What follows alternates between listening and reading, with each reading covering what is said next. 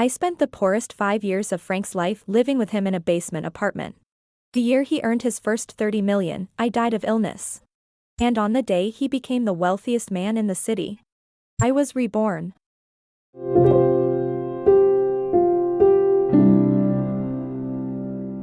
Chapter 1.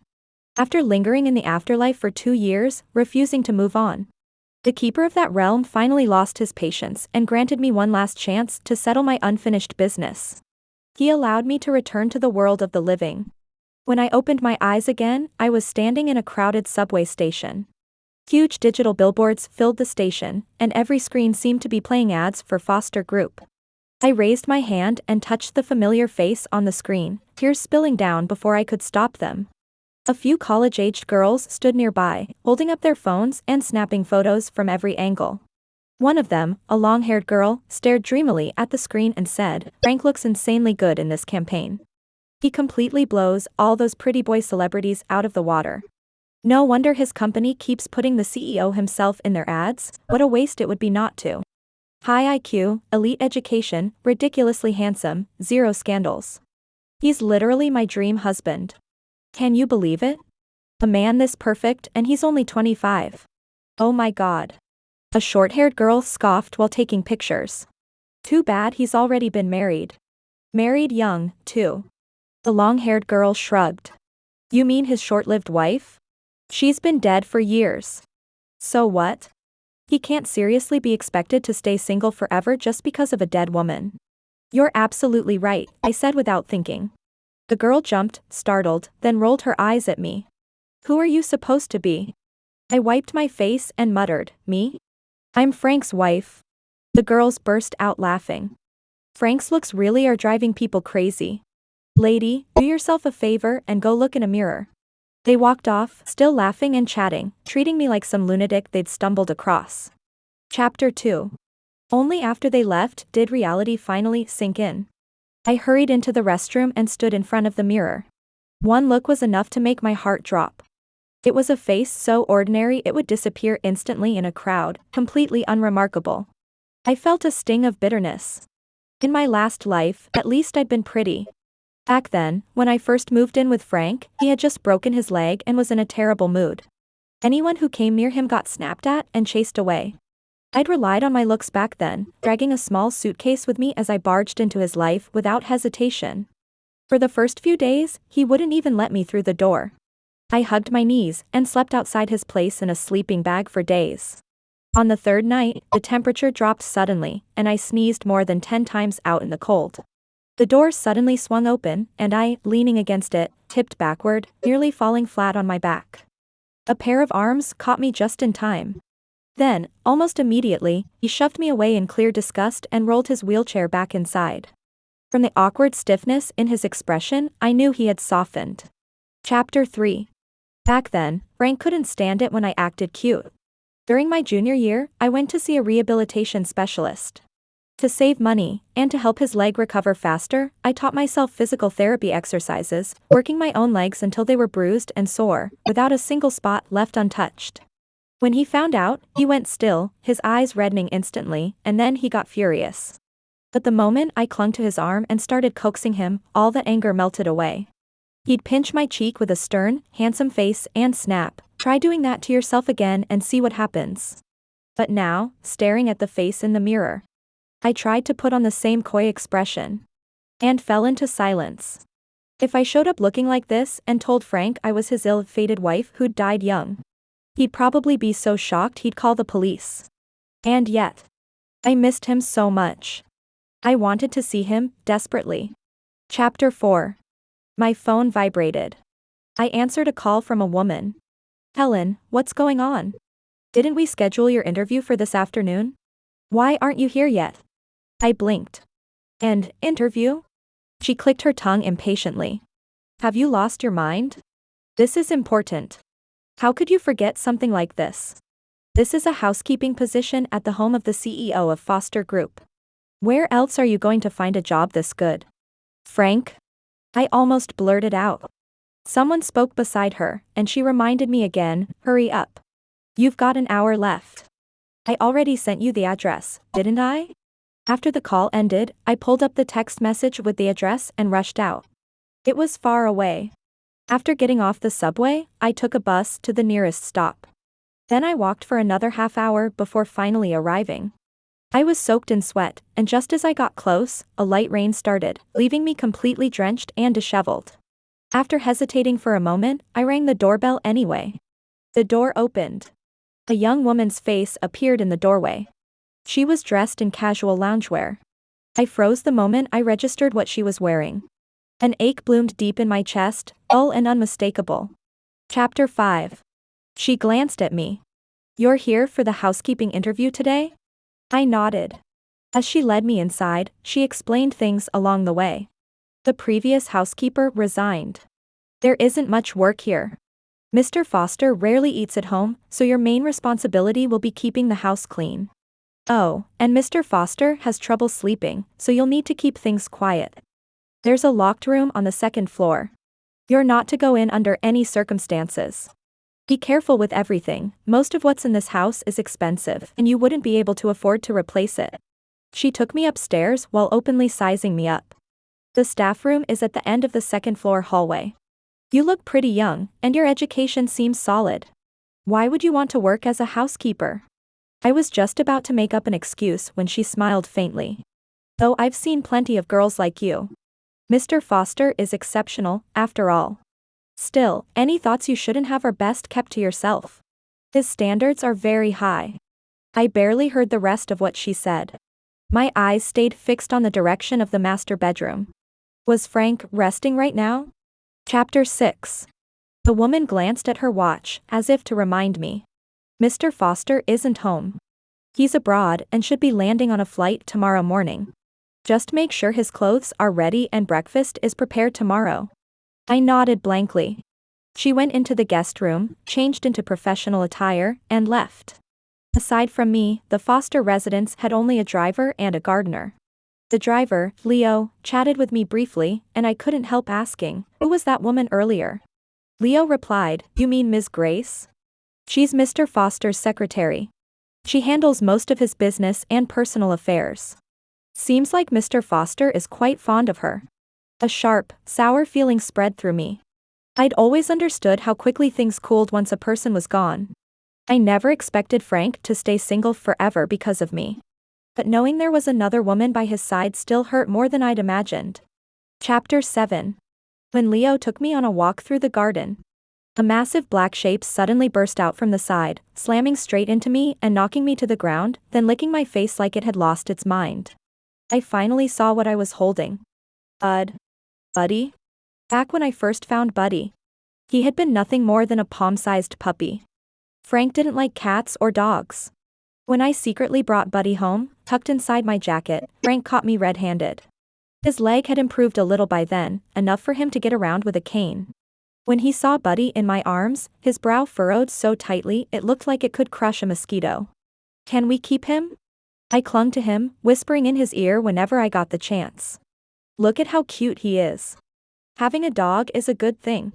Maybe one day, if I'm not around anymore, he can keep you company." He suddenly exploded. "Dogs don't live that long." "Anna, what kind of nonsense are you talking about? Do you have any idea how unlucky it is to say things like that?" I hadn't been in a great state of mind back then either. My parents were pressuring me to break up with Frank and kept trying to set me up with other people.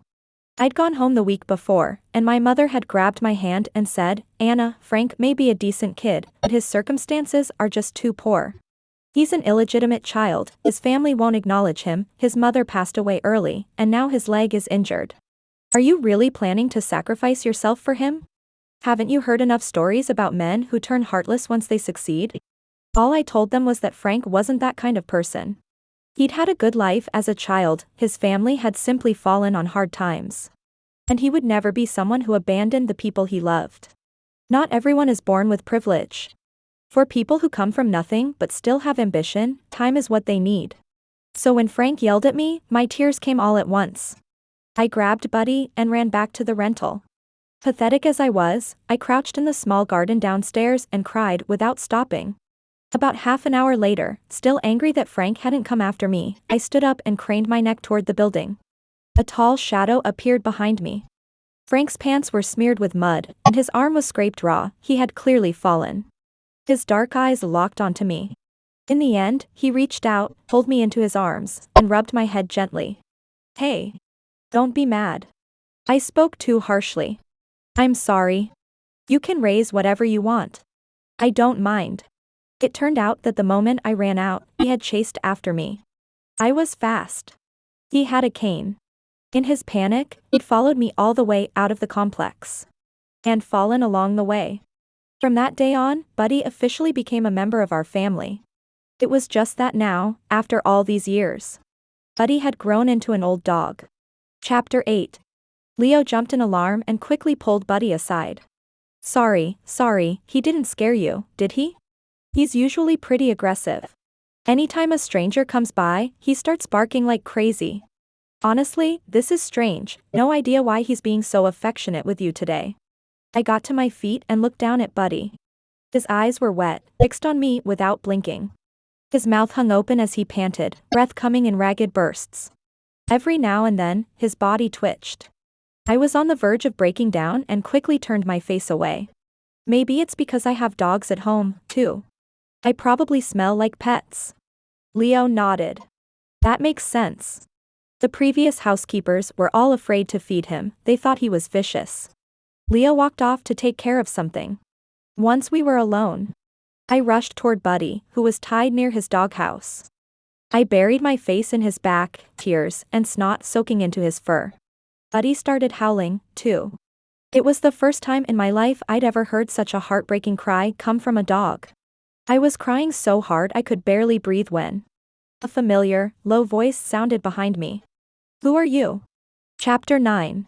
The voice was deeper than it had been 2 years ago, steadier, more composed. The moment I recognized Frank's voice, my entire body locked up. My mind buzzed, going completely blank. Buddy obediently rested his chin on my thigh, peeking past me to look at Frank. Turn around. The man's voice carried an overwhelming pressure. I didn't move. I still didn't know how to face him. Buddy, come here. Probably worried that a stranger might hurt his dog, Frank called Buddy over, his tone noticeably gentler than when he'd questioned me. But Buddy didn't move at all, burrowing deeper into my arms. Frank's patience seemed to finally wear thin. His voice sharpened. I'll ask you one last time, who are you, and why are you in my house? So harsh. Chapter 10. Leo hurried over to defuse the situation. Mr. Foster, this is the new housekeeper, Helen. I finally turned around. But I kept my head lowered the entire time, not daring to look at him. I see. Only then did Frank relax his guard, though when he saw how close Buddy was to me, his brow creased slightly. Leo quickly added an explanation. She has dogs at home, too. Buddy probably picked up the scent. It's a good thing he's not aggressive toward her. I gave Buddy a light pat on the rump. Only then did he lower his head and, clearly unwilling, shuffle over to Frank's side. Frank bent down and stroked his head. You ungrateful little thing. Already done being affectionate with your dad? The way he spoke to Buddy was so gentle. Just like the way he used to talk to me. Back when we had no money, we lived in a rundown old complex, a basement unit. At night, it got so cold the pipes would freeze solid. We couldn't afford heating, so we slept fully clothed under the blankets, with Buddy curled up at our feet to keep them warm. Frank would tuck my hands against his chest. I'd count his heartbeat and the rhythm of his breathing as I drifted off to sleep. Later in the night, when I turned over from the heat, he would still be holding me tightly. Half asleep, I felt him press a kiss to the back of my neck and whisper, Anna. One day, I'll give you a good life. A big house. You'll dress beautifully every single day. I believed him. I always had. Chapter 11. And yet, just as Frank was working himself to the bone and finally struck his first fortune, he took my hand and brought me to a newly built, beautiful residential complex. He placed the keys in my palm.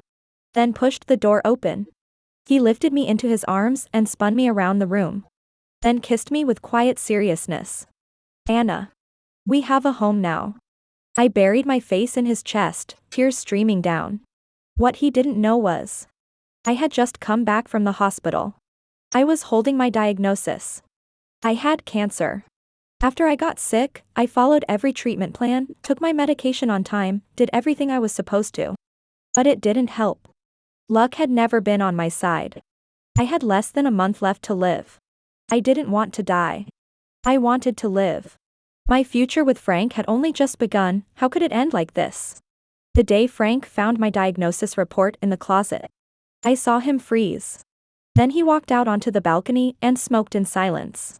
After a long while, I saw him lean against the wall, cover his face, and break down without a sound, his entire body trembling as he cried.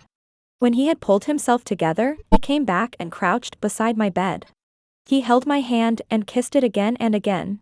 The back of my hand was wet. "Anna," he said, thinking I was asleep. "Don't be afraid. Even if it comes to death, I'll walk with you to the other side." I clamped my hand over his mouth. "Frank." I made him a vicious promise. "If you ever do something stupid because of me, I will never forgive you, even in death. And in the next life, I absolutely won't wait for you." I pointed to Buddy, lying on the carpet by the bed. "You still have Buddy. If you die too, Buddy won't have a mom or a dad. He's already so old, what if someone bad sells him off?" I forced him to swear as well. That was the first time I had ever seen a grown man kneel on the floor and cry so helplessly, so completely broken. Chapter 12. My tears were threatening to fall again. I was just about to say something, to speak to the man he was now, when Grace appeared.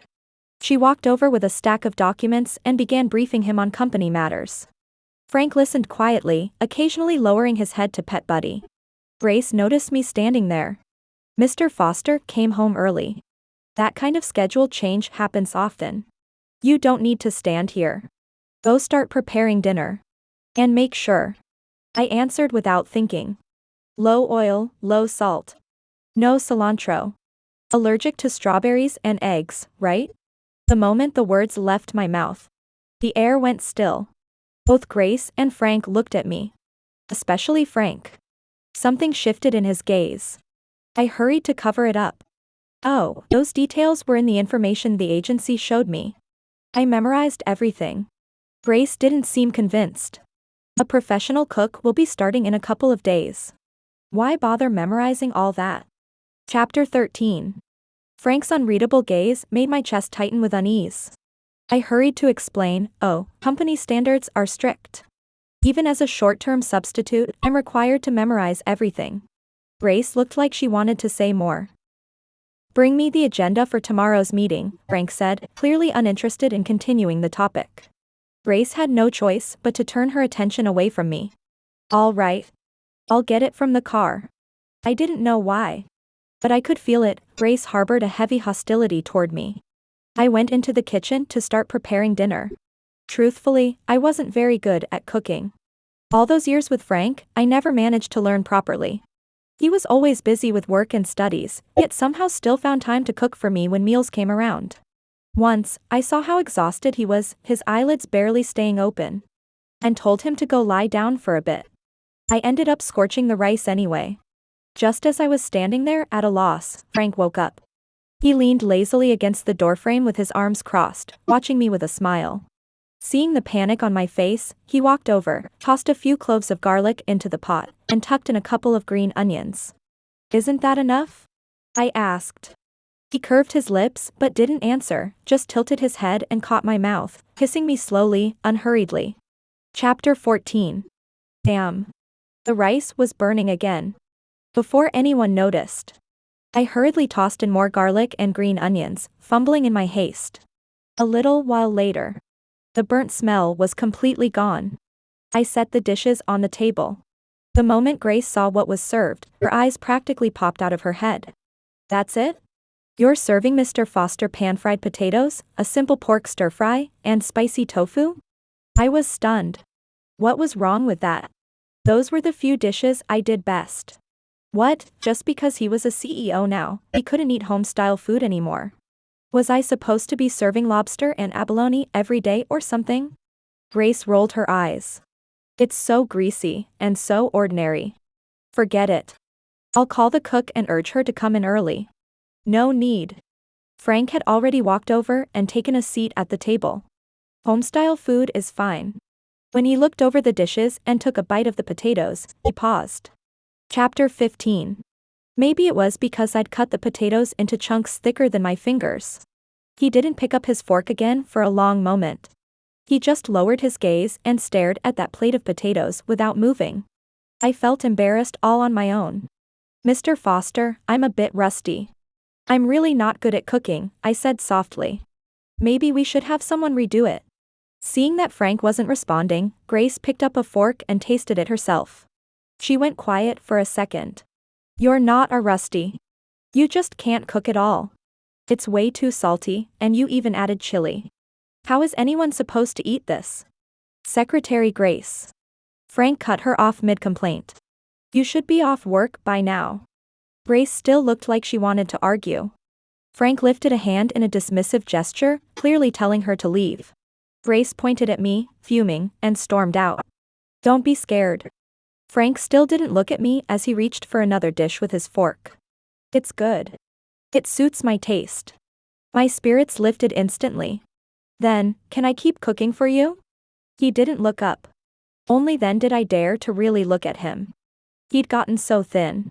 His cheeks were slightly hollow, the lines of his face sharper, giving him a harsher edge. Back then, I'd kept him healthy, strong, solid, all muscle. No. He rejected the idea outright. So it really was bad, after all. Cooking is tiring, he said calmly. Just do what you're supposed to do. Take good care of Buddy. I suddenly remembered how I'd once told him that after we got married, I'd take full responsibility for his meals. I'd even talked about enrolling in cooking classes to improve. But he'd told me it wasn't necessary. When we have money, I'll hire someone to cook. When I have time, I'll do it myself. Anna, I didn't marry you so you'd spend your life stuck in the kitchen. You have a long life ahead of you. I want you to go out and see the world, and experience places you've never been. Chapter 16. Buddy was whining, probably hungry. I went to pour him some kibble. As he ate, he kept lifting his head to look at me every few bites. As if afraid that the moment he looked away, I'd disappear. After he finished, I took Buddy into the garden to play frisbee. It used to be his favorite game. I pretended to throw the frisbee, then hit it behind my back 3 times in a row, before actually tossing it. Buddy used to fall for it every time. Later, he'd grown smarter. But just to make me happy, he'd still play along and pretend to be fooled. This time was no different. When I finally threw it for real, Buddy went wild, sprinting off at full speed to catch it. I was happy too. I blew a sharp, excited whistle. And then, suddenly, Frank's voice rang out, tight and urgent, as his hand closed around my wrist. You? Who are you, really? Chapter 17. 2 years ago, when I had just died, Frank had promised me. He said he would be fine. He would eat properly, sleep properly, keep working, and take good care of Buddy. But after my soul drifted out of my body, I saw Frank clutching my corpse and crying like a child. For 2 whole days. He was like a lone beast that had lost its mate, teetering on the edge of losing control. He wouldn't allow anyone to touch my body. Even when it was time, when I had to be cremated.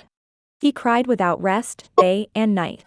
He sat on the floor, gripping my hand, calling my name over and over again. Calling me his wife. Chapter 18. The day I was cremated. He charged forward like a madman. As if he wanted to go into the crematorium with me. Several of his male friends had to struggle with everything they had just to hold him back. Frank, snap out of it. She would be heartbroken to see you like this. That's right, Frank. You have to let her go. But Frank suddenly seemed to have all the strength drained from him, as if his body had been hollowed out. He collapsed to his knees, clutching my portrait. His head bowed. He sobbed openly, uncontrollably. And I could only hover far above, spinning in panic, powerless to reach him. I lost my mind, too. I fought desperately, struggling to sink back down. Trying to hold him just one more time. But a powerful force seized me from behind and dragged me away. When I opened my eyes again, I was standing on the other side. I lingered there for 2 whole years. Unable to cross over. Unable to let go of my past life. Until even the warden of that realm grew weary of me. That was when I was granted a single chance to return. Though it was in another person's body. I was already more than satisfied. Being able to see him again. To see that he was still alive. That alone made me happy. Chapter 19. What's wrong, Mr. Foster? It's me, Helen. I turned around and forced a smile onto my face. I was Helen. An ordinary, unremarkable girl, Helen. Someone who could never again have a future with him, or any tangled fate. I didn't know how long I'd be allowed to stay in this world. Maybe I would disappear again at any moment. So I couldn't tell him who I was. I couldn't let him endure the pain of losing me a second time. In the dark reflection of his eyes, I could even see myself. Plain. Ordinary. Skin a little darker, freckles scattered across my cheeks. He stared at me, unblinking, something heavy and turbulent churning deep in his eyes. Mr. Foster? I called. He snapped back to himself. There was a flicker of disappointment in his gaze. It's nothing. He released my wrist. You just reminded me of someone. Chapter 20. I couldn't help asking, who? He watched Buddy sprint back toward us with the frisbee in his mouth, his voice muted, distant. My wife. My heart skipped. Your wife. I heard she passed away. He gave a quiet hum. He sat down on a bench by the lawn. It's been 2 years. Softly, he added, she was like you. Whenever she burned the food, she'd throw in garlic to fix it. Cold sweat broke out on my back. So he'd tasted it after all. She wasn't good at cooking either. She always cut the potatoes too thick. You even cook the same way. My chest tightened. And the way you threw the frisbee just now. I almost thought you were her. He stretched out his legs, resting his elbows on his knees. Buddy trotted over with the frisbee, clearly trying to give it to me. I shot him a look. Incredibly, he understood. Lowering his head, he carried the frisbee over to Frank instead. Frank let out a short laugh. But how could you possibly be her? When she was around, Buddy would always run straight to her without hesitation. The dead don't come back. I must really be losing my mind to mistake you for her. Chapter 21. I didn't know what to say, let alone how to comfort him. People have to move forward, Mr. Foster. Your wife would want you to live well. Anne. I think Ms. Grace is actually quite nice. Frank's expression went blank. He stood up, hands sliding into his pockets, and walked away. Starting tomorrow, I'll be heading to a remote mountain retreat for a while. Take good care of Buddy for me. He'd barely just returned, why was he leaving again already? I watched his retreating figure, reluctant to look away.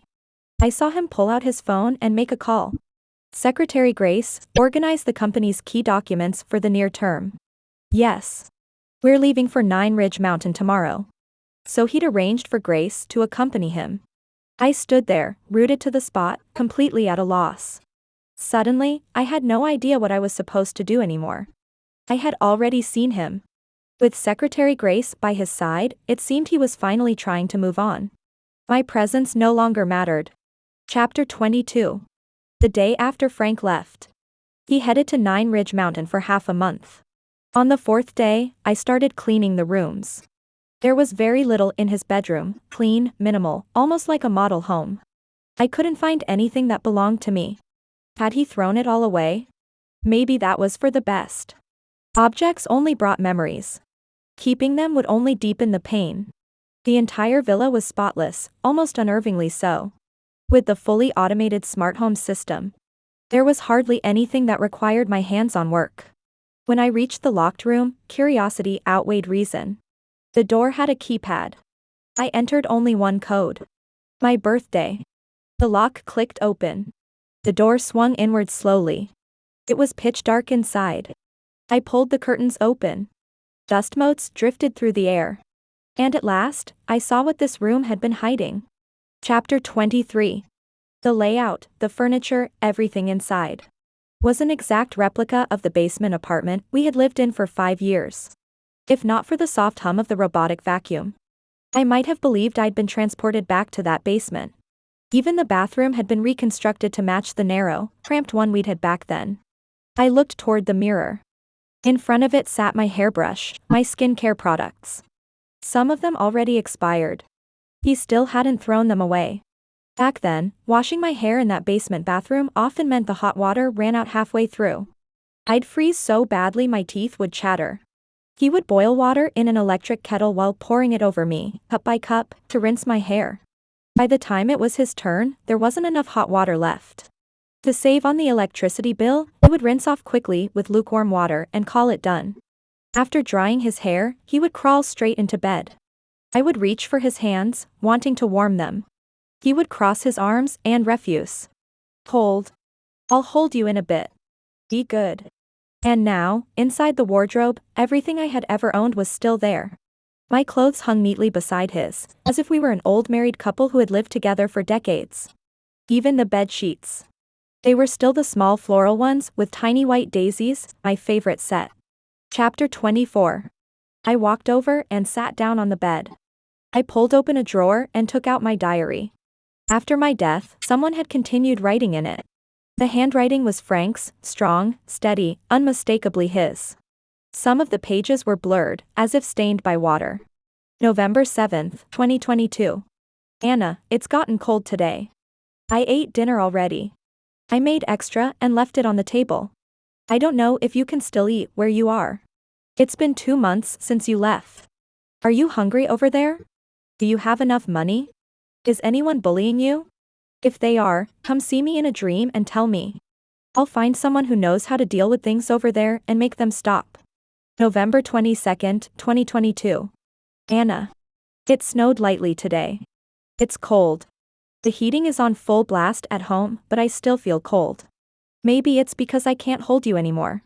You used to be like a little heater in winter. Just holding you was enough to fall asleep. Anna, I can't sleep now. Night after night, I lie awake. January 21st, 2023. Anna. I went to visit your parents for the holidays. They're doing well. Don't worry. I took all your childhood photos. There were so many I'd never seen before. Turns out you had some really awkward phases too. Your parents told me the old man next door recently lost his wife. A few days ago, he woke up in the middle of the night and said he'd seen his dead wife. He screamed in terror and ended up hospitalized. Anna. I was furious. Everyone else gets their wife visiting them. Why can't you come see me in my dreams? I haven't dreamed of you even once. February 7th, 2023. The company has been so busy lately. I'm exhausted. But maybe staying busy helps numb my mind a little. Keeps me from thinking about you all the time. So it doesn't hurt quite as much. March 10th, 2023. I'm really angry now. The kind that can't be talked down. I finally dreamed of you last night. I wanted to talk to you. But you ran away the moment I tried. Buddy barked all night too. Was it really you who came to see me? Next time, tell me ahead of time. Do you know how many days it's been since I shaved? May 12th, 2023. Anna. I have so much money now. So much that we couldn't spend it all even in our next life. But with you not by my side, none of it means anything anymore. June 1st, 2023. Anna, I donated money today. I went and fulfilled one of your old wishes. I donated to children's hospitals and local community programs, set up a foundation in your name, and funded several school programs. You'd be proud of me, wouldn't you? My tears hadn't stopped since the moment I opened the diary. But when I reached the entries from the following days, a cold dread crept through my entire body. April 28th, 2024. The wish list is almost complete. There's only one thing left, going to Nine Ridge Mountain to watch the sunrise. Anna, forgive me for breaking my promise. I can't get out. Please forgive me. Anna, wait for me. I'll come to you soon. When I reached that part, my whole body went cold, as if I'd fallen into an ice pit. Frank, was he planning to kill himself? Chapter 25. How did you get in here? Grace's shrill scream shattered the silence in the room. She clutched her chest, clearly shaken. Oh my God. This room was locked. How did you get in? Didn't I tell you Mr. Foster doesn't allow anyone to enter this room? Did you do this on purpose? I felt something was off about you from the start. Are you here to steal from the Foster house? Answer me. If you don't, get out right now. You're fired. Grace. Shouldn't she be with Frank at Nine Ridge Mountain right now? Ignoring her insults, I pulled out my phone and called Frank. His phone was off. Panic flooded through me. My legs nearly gave out. I rushed forward and grabbed her arm. Where is Frank? Where exactly is he at Nine Ridge Mountain? Chapter 26. By the time Grace and I reached the Nine Ridge Mountain Lodge together, his hotel room was empty. His luggage and belongings were still there. The hotel staff said he'd put on a backpack and gone hiking alone the previous afternoon. Grace was terrified too. That's impossible. Mr. Foster has always seemed completely fine. How could he ever think of doing something like this? Search and rescue teams arrived soon after. I followed them into the mountains.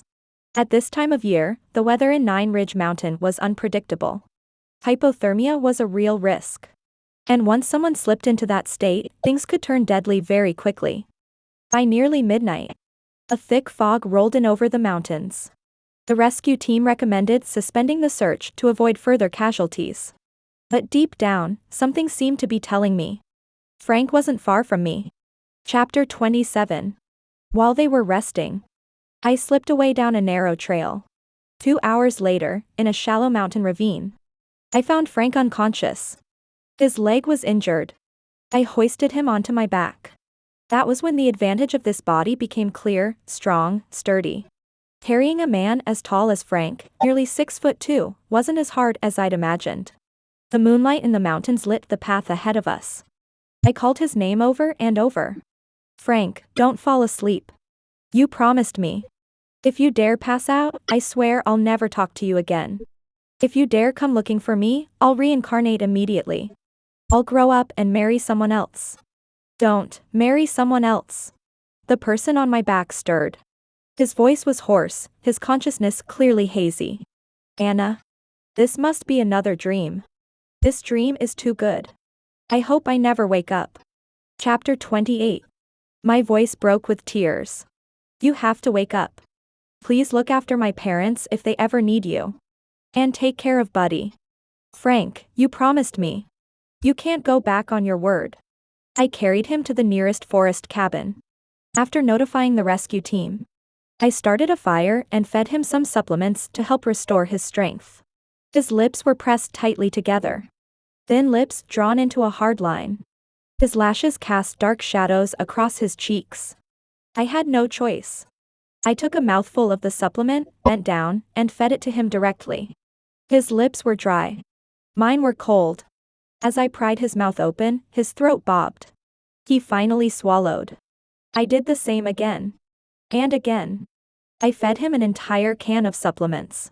Slowly, warmth began to return to his body. Just as I finished the last mouthful and straightened up, his hand suddenly lifted and pressed against the back of my neck, forcing us into a deeper kiss. Breath mingled with breath, lips meeting and parting, chasing one another. I was crying. So was he. But soon after, drained of strength, he slipped back into unconsciousness. The rescue team arrived shortly after. Grace rushed over in tears, clearly terrified for Frank. Chapter 29. Frank was hospitalized. What happened in the cabin seemed to him like nothing more than a dream. I went to see him with the driver. Grace stopped me at the door. She wasn't as openly hostile as before. But the edge was still there. I don't know what you're trying to do, she said, and I do appreciate that you saved Mr. Foster yesterday. But you need to understand that your actions went far beyond the scope of your duties. She took out a thick envelope. There's $7,000 in here. Consider it my personal thanks for saving Mr. Foster. But you're dismissed. I didn't take it. I looked at him once from afar through the window, then turned and left. Chapter 30. Frank had a very long, very vivid dream. He dreamed that Anna had come back. He dreamed she lowered her head and kissed him. He dreamed she scolded him through tears, warning him that if he ever tried to give up like that again, she would marry someone else. He wouldn't allow that. If she really married another man, he would be jealous to the point of madness. The truth was, this wasn't the first time he'd wanted to end things. The first time was not long after Anna was buried. He stood on a rooftop, looking down at the endless stream of cars below. Just as he was about to step forward, someone grabbed his hand. It was a little girl. Round-faced, holding a rubber band. Her eyes looked a lot like Anna's. She said to him, "Mister, if you fall from here, you'll break into pieces. It won't look nice at all. Your family would be really sad too." "Yeah, it would definitely look awful." Anna loved touching his face. If he ended up too ugly, she would definitely hate that. Chapter 31. Later, he found a wish list in Anna's diary. It was filled with all the things he had wanted to do together with her. He had to finish all of those things first. Maybe then, when he finally went to see her again, she wouldn't be quite so angry with him. And so he stayed busy. 2 full years passed like that. Still, he felt time stretch endlessly. Anna. It turned out that life without you was the longest, most unbearable stretch of time in the world. That day, when he returned home, he saw a woman in the house. She was holding Buddy in her arms. Buddy's eyes were so gentle. And he thought, this woman, she looked a little like his wife. Chapter 32. In truth, they didn't look alike at all. Their figures, their faces, completely different. And yet, for reasons he couldn't explain, he felt it deep down. This person, she was his wife, returned. But he couldn't say it out loud.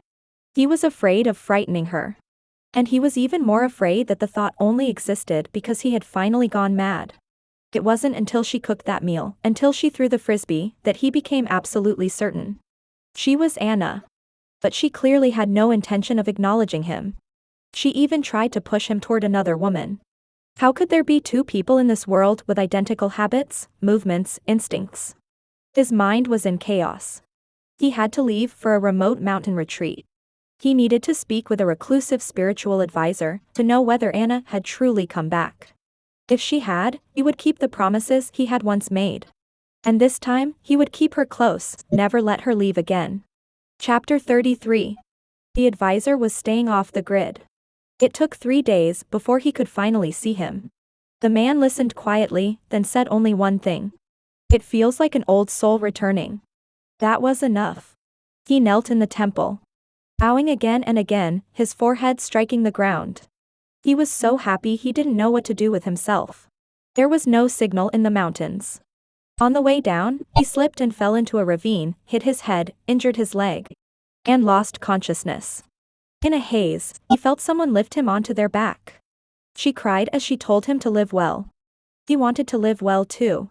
But she didn't understand. The only reason he had been able to hold on until now, the sole meaning of his life, was her. Making money. Buying a big house. Everything he did, all of it, was for her. She was the force that had carried him forward all this way. And now, he had lost his heart. How was he supposed to live? Chapter 34. When he woke up in the hospital, that was when he found out.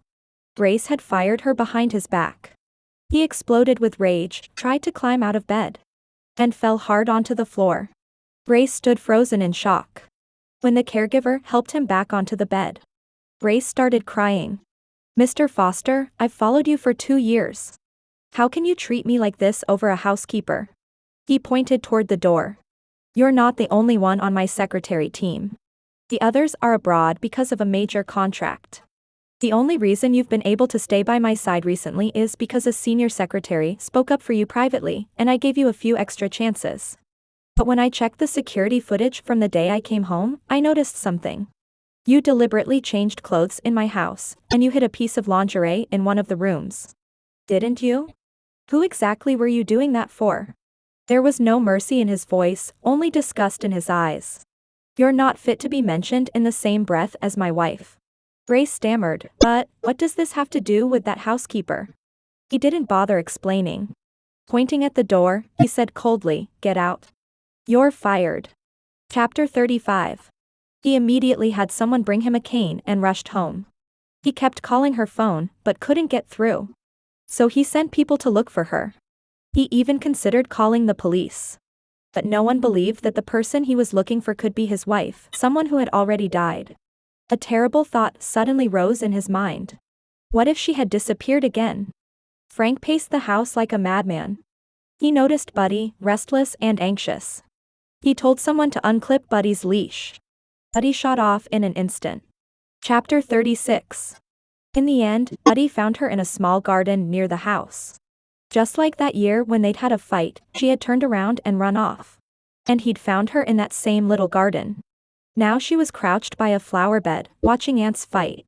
A completely different face. And yet he was absolutely certain. This person was Anna. Anna.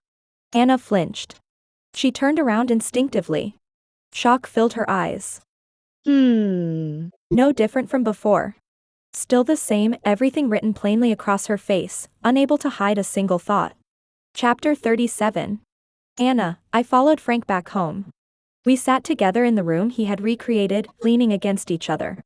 As if we had returned to the past. A movie played on the projector. We didn't talk much. And yet, somehow, I felt at peace. Maybe because I was only borrowing this body, when night fell, I didn't feel sleepy at all. Frank took his pain medication and fell asleep quickly. His arms stayed wrapped tightly around me. Even in his sleep, he refused to let go. The 7th day was almost here.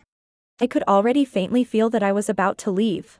Frank and I finished another simple home-style meal together. Then we crawled back into bed. I fed him his medicine. After a while, he suddenly asked, "Are you still leaving?" I nodded. Yeah. These few days were stolen. I nestled against his chest and poked his cheek. You. Promise me you won't cry anymore. I can see it, you know. When I see you cry, I panic. He murmured in agreement. I kept talking softly. Promise me one more thing. He was silent for a moment, then nodded. I turned his face so he had to look at me. His eyes were rimmed red. Every summer from now on, go see the ocean for me. Bring my photo with you. Go see every different sea in this world. He was crying so hard he could barely breathe. My body felt lighter and lighter. He lowered his head and kissed my lips. Anna, don't go. Anna, I love you. I love you too. Frank. I want you to cherish the days ahead. Keep living well. And then. I disappeared from that room. But I knew it. He would never try to give up on life like before. Epilogue. So tell me, I said, crouching by the river bank of the other side, scolding a man who refused to cross, what exactly were you thinking? Trying to be a squatter here like me? Congratulations. Now you're stuck here, assigned to help others cross until your own sentence is up. The man blinked. How long is the punishment? I said, no idea. Maybe 100 years? Wait and see. Wait until Frank finishes this life and comes down here. I'll reincarnate with him. The man took the draft without hesitation and bolted. Yes, no thanks. The ferryman and I watched him bolt and laughed until we couldn't stop. Anna. Someone called my name from the bridge. My eyes burned instantly. Only 10 years.